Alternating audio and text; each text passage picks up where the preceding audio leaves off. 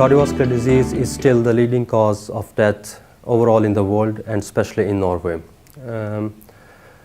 SSB statistics shows that men more than women, they die prematurely of CVD. Also in the central Norway, 14% of deaths are accounted for the cardiovascular disease. We have the evidence that the rates of CVD, they have declined over the years, but the burden of the disease still remains. This is possibly because half of the CVD deaths, they occur in those people who do not have any prior CVD.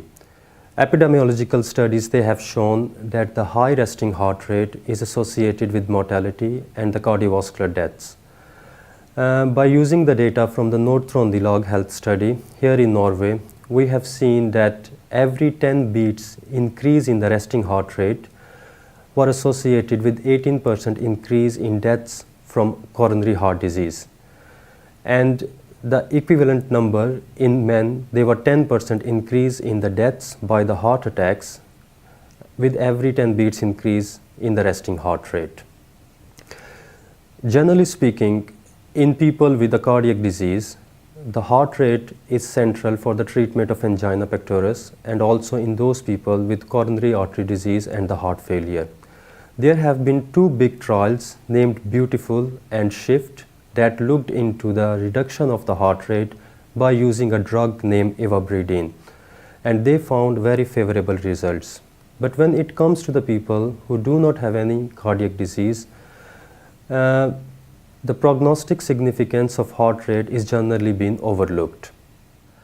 One of the caveats of resting heart rate and its prognostic significance for the mortality is that none of the human randomized study has been performed so far in those people who do not have a cardiovascular disease.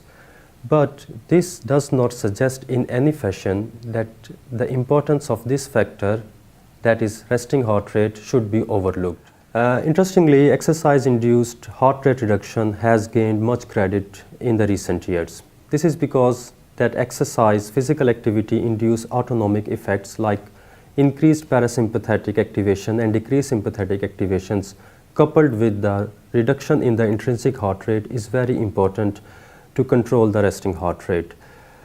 In keeping with this hypothesis, we have recently shown that in people with a high level of activity and also with a high resting heart rate, the risk of dying by cardiovascular disease was reduced.